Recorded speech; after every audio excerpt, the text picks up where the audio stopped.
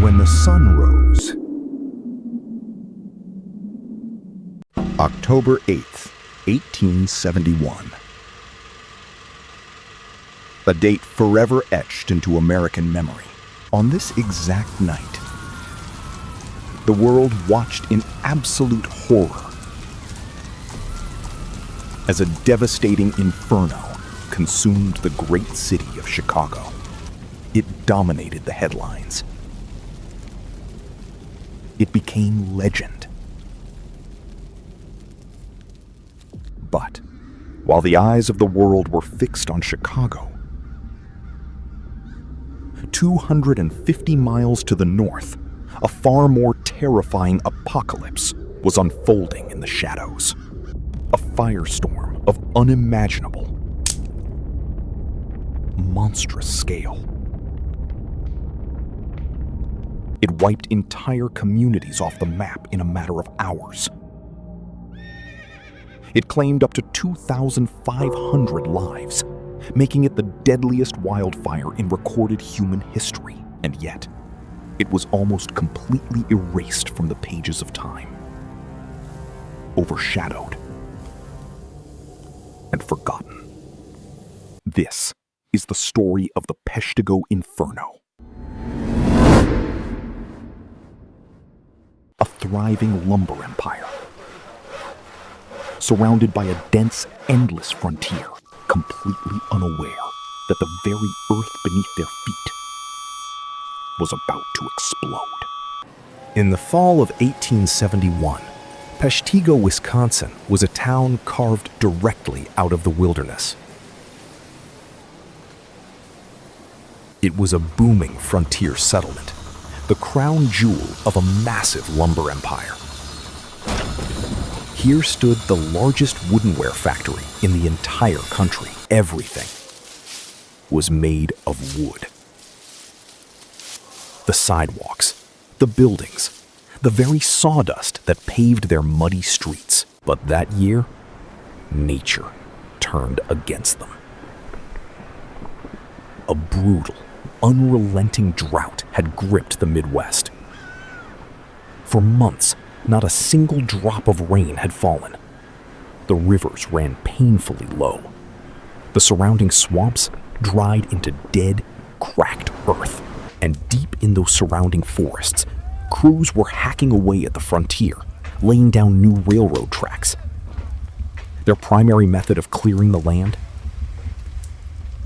Slash and burn. Small, creeping brush fires became a daily occurrence. The locals were completely used to the constant haze. They were used to the blood-red skies at noon.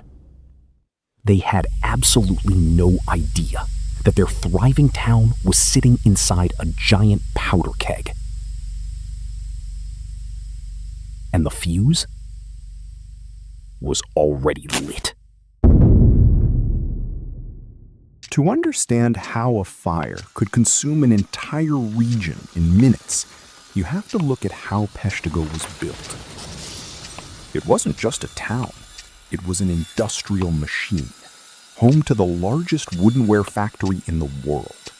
The surrounding forests were mercilessly clear-cut by armies of lumberjacks. They stripped the land of valuable pine, but left behind millions of tons of branches, bark, and dead needles. This massive layer of debris, known as slash, covered the forest floor for endless miles. And in the summer of 1871, nature turned against them. A brutal, unprecedented drought choked the Midwest. It hadn't rained a single drop for months. Under the scorching sun, that infinite ocean of dead wood baked into perfectly dry kindling. But the true danger was the town itself. Every building, every storefront, every sidewalk was made of raw pine. The mills produced so much waste that residents used sawdust to pave their streets and even stuff their mattresses. The very foundation of Peshtigo was highly flammable. Small brush fires in the woods were so common that people had simply stopped paying attention. They thought they were safe. They didn't realize they had built their lives inside a colossal, unlit bomb. On the evening of October 8th, the wind suddenly shifted. A low, deafening roar echoed from the deep woods. It sounded like a massive, unstoppable freight train.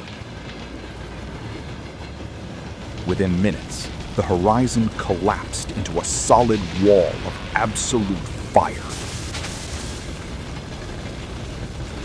The intense heat from the surrounding brush fires merged, creating a terrifying meteorological phenomenon, a firestorm.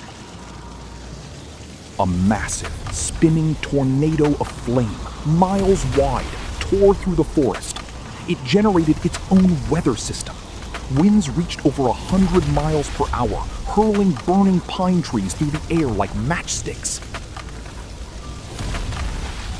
The town of Peshtigo was engulfed almost instantly.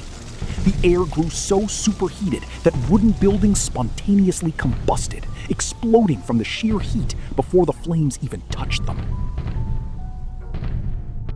Amidst the apocalyptic roaring of the firestorm, the massive tragedy fractured into thousands of desperate personal nightmares. Many families who couldn't reach the river sought refuge in deep water wells, thinking the earth would protect them. But they didn't understand the physics of a firestorm. As the tornado of flame passed directly overhead, it acted like a colossal vacuum. It sucked all the oxygen straight out of the ground. Those hiding in the wells didn't burn. They suffocated in absolute darkness. There was only one escape route left, the Peshtigo River. Hundreds of terrified people plunged into the freezing water, fighting for breath, while the world above them literally burned to ash. The fire was so incredibly intense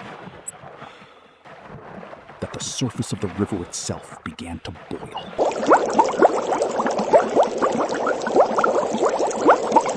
At the riverbank, the fight for survival was pure chaos. Father Peter Pernin, a local priest, left behind a harrowing diary. He managed to drag a heavy wooden wagon holding the church's tabernacle directly into the freezing, boiling water. He wrote of a surreal, horrifying scene. In the waist-deep water, humans and wild animals, deer, bears, and even wolves, stood pressed together, side by side. Nobody attacked each other. They were all completely paralyzed by the sheer primal terror of the burning sky above them. When the sun finally rose the next morning, the town of Peshtigo no longer existed. An area twice the size of Rhode Island had been reduced to a smoking wasteland of white ash. Between 1,500 and 2,500 people lost their lives that night. Entire families vanished. It remains the deadliest wildfire in recorded human history. So, why have you almost certainly never heard of it? Because of a cruel twist of fate. The Peshtigo fire ignited on the evening of October 8th, 1871, the exact same night that a fire broke out in a barn 300 miles to the south. While Peshtigo burned to the ground, the telegraph wires were entirely consumed by reports of the Great Chicago Fire. The immense tragedy of the frontier lumber town was completely swallowed by the headlines of the big city, forever buried in the ashes of history.